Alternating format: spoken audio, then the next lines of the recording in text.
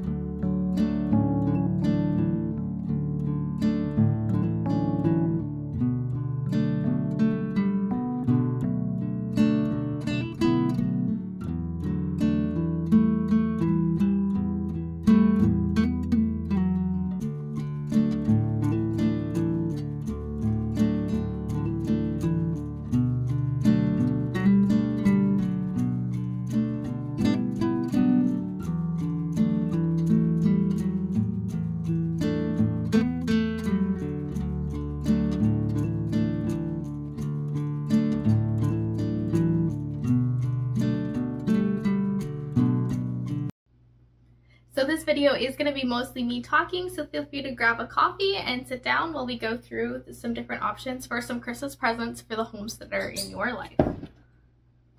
If you hear my birds in the background, that's who's chirping. So the first category of gift ideas I have is books. So if you have somebody in your life who has an e-reader, such as a Kobo or a Kindle, obviously you can get them a gift card, which makes it really easy. They can pick up the book that they've been looking for. Maybe it's the next of a series.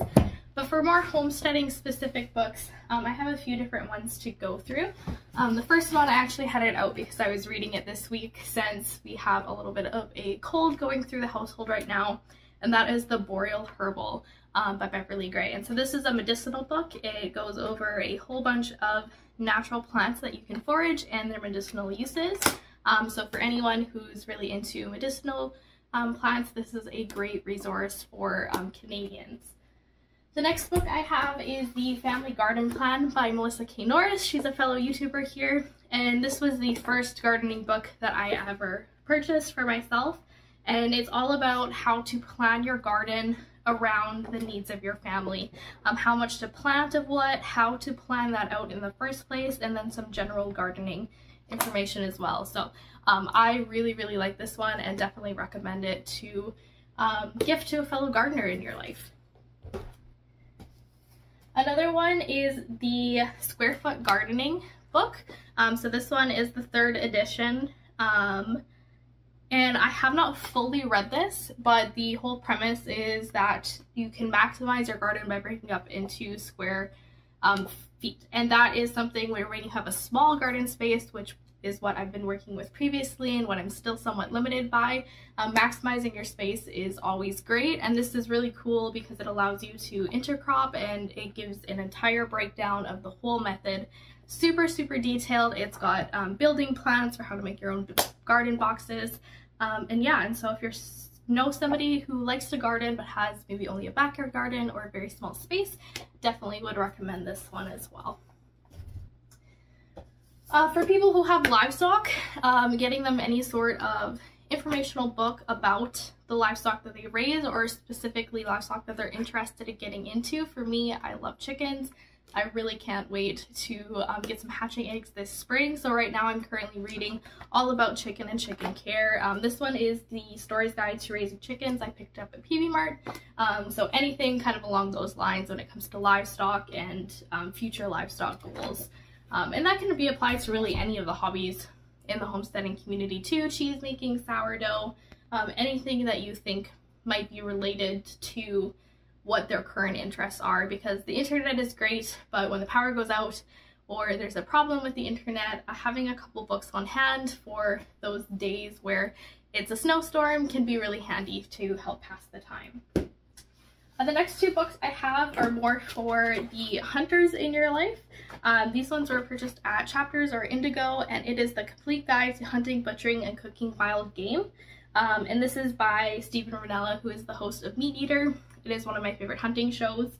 And this is really awesome because it comes in 2 volumes. So the yellow volume here is big game animals, and then the orange volume is small game and birds. And so these books really go through each species and break down hunting tips specific to that species, general safety information for hunters when you're, going on a remote backcountry trip, how to track your game after you've made a successful shot. And then my favorite part is it has a whole bunch of recipes at the back of the book. So it not only tells you how to, or gives tips for how to hunt game, but it also shows you how best to utilize it. There's butchering information, cooking information, and some hunting tips as well. So definitely, if you have a hunter in your life, especially someone who's younger or getting into it, these are a great option for them. If you have a really crafty person, things like knitting book, crochet books, things with different patterns are a great choice. This was given to me by my grandmother, and I'm currently using one of the patterns to knit a baby blanket for a friend. But these are sometimes a little bit hard to come by, so if you can find them and you have a hobbyer in your life, a quilter, knitter, crocheter, anything along those lines, these are a great Christmas gift option for them as well. Cooking, if you have a chef, a foodie, somebody who likes being in the kitchen a lot, the Prairie Homestead cookbook by Jill Winger, also another YouTuber here, if you want to go see some of her recipes that she's got in here. You can tell that I have earmarked so many recipes in this book. They're very simple, they're not difficult to use. I do not consider myself a cook. I do not consider myself a foodie. I quite struggle with it, and I have been able to follow a lot of her recipes, and she goes everything from breakfast to full meals, breads, sourdough, desserts, everything that you could want. And a lot of it is focused around seasonal eating and eating from the garden as well, which anybody in this lifestyle definitely is always looking to do. And finally, the last book is the Complete Book of Home Preserving. This one I also got from PV Mart. In the States, this is the Ball Complete Guide to Canning, but in Canada, it's the Bernardin, I don't know if I'm saying that right, version, and so I got this one at PV Mart. But if you have a person who likes to can or is looking to start canning and they don't already own this book, I really, really highly recommend it. There are hundreds of different recipes for canning in here with the proper ratios of acids. You can safely do all of these recipes. They're approved. You're not going to end up with botulism because of failed SKUs or not enough processing time. So yeah, really highly recommend this one as well.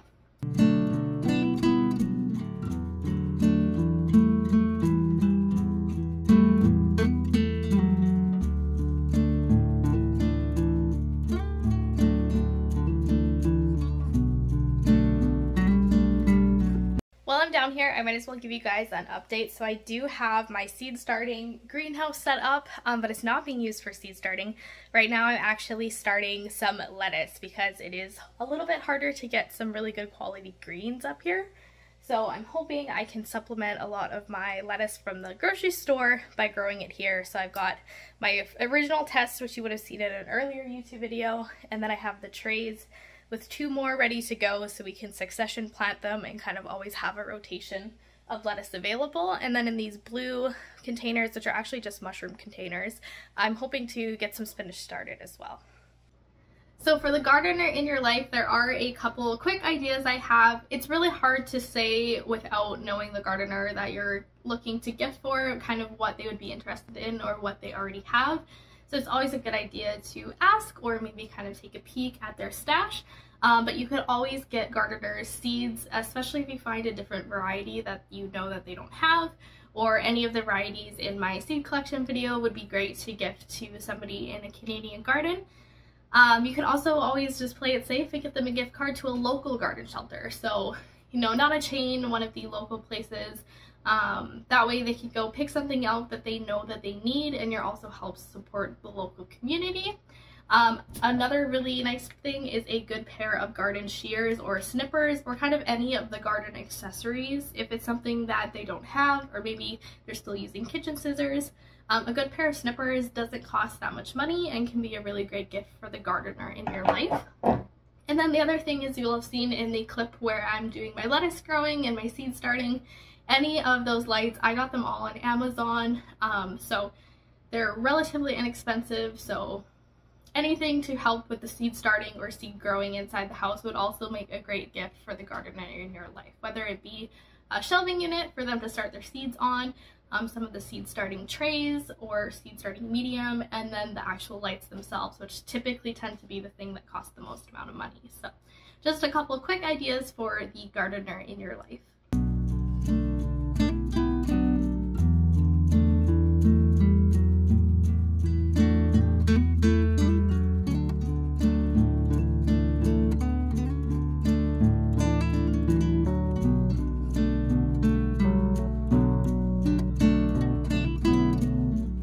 On my Christmas gift or holiday gift idea list is for the canner and the kitchen homesteaders. So this is the people who really love to spend time in the kitchen, make a lot of different things, can a lot of different things.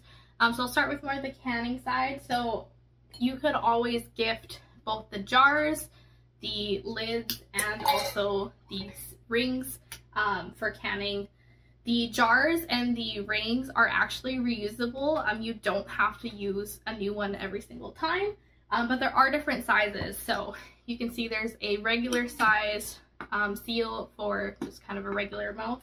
And then there's also the wide mouth version, which is this one here. And then there is a third size, which is the gem size. And those ones unfortunately have been like discontinued, or they're no longer producing them. So just keep in mind that you might have to double check what size of opening of jars that they have, or if you just get the flats, they usually come with everything to begin with. So yeah, the jar is always a great idea, and then also just the seals themselves, you can get in individual packs, because these do need to be replaced every time. It's not safe to reuse them, so it's always a great idea for a canner. Another idea along that road is any of the tools that will help make canning things easier. So I've seen like cherry pitters for making jam. There's tools like that available. Garlic press, I use mine all of the time. Any of those kind of kitchen items that they don't already have that might just make their life a little bit easier. And then also any utensils that are long-lasting and durable. I always prefer wooden utensils, especially when I can find them handmade. That's always best, but that's not always the case, because you can just put a little bit of wood butter on here and it will help them last for generations. So wooden utensils are also a great idea. The other thing you can gift is, especially for the homesteader who's living in an urban area, is a compost subscription. So they don't offer that up here in Stony Rapids, but I do know in Prince Albert there's a service where you can get them a subscription and they get a 5-gallon bucket and they put all of their composting items into the bucket, and it gets picked up once a week on their doorstep and replaced with a new bucket. So that is a really, really awesome gift for the kind of homesteader, natural person in your lifestyle. Another great option is a Dutch oven. This is going to be a pricier item. Definitely don't recommend this for you know, just a friend or anything like that. But if you're a spouse who's looking to get your partner you know, a really nice item for Christmas, a really good quality cast iron Dutch oven is so versatile in the kitchen, and it makes a really great gift. My mom gifted me one for Christmas a couple of years ago, and I've used it nonstop for roast and stews and baking bread and everything else that you can imagine. And then along that line too, if you have somebody who likes to make bread or is a sourdough fanatic in your life, I have not done sourdough, I'm trying to get into it. But any of the artesian bread baskets or the covers that they make, you can find them on Etsy and online. They make all sorts of really cute patterns, and I think that would make for a great gift for somebody in your life who really likes to bake bread. So one of the things I've got done this week is I've got up my gallery wall of some of my prints that I have on my website. So all of the ones on the outside are the 8x10 prints, and this one is the 11x17 size print. So I do print all my prints on a matte paper, which doesn't make them as reflective, but the glass from the frames does still provide a little bit of reflection. So yeah, here's just some of my prints, actually how they look up on the wall. And my final gift idea for you is one of my prints from my website, Shayna Cassette Wildlife Photography. I'll put the link in the description down below, but I am running a holiday sale. So from today until November 26th, all of my prints are going to be 20% off. You can use the code YTGIFT at checkout. And so yeah, there are a bunch of different options on the website, but if you see one on my photography Instagram that's not currently on the website, or if you have any questions about my prints, let me know. It is just the print, it doesn't come with a frame, and they are very affordable as well. So if you want to consider purchasing a wildlife print for the nature lover in your life, definitely go ahead and check out my website. That's all for today's video. Thank you guys so much for watching, and we'll see you in the next one.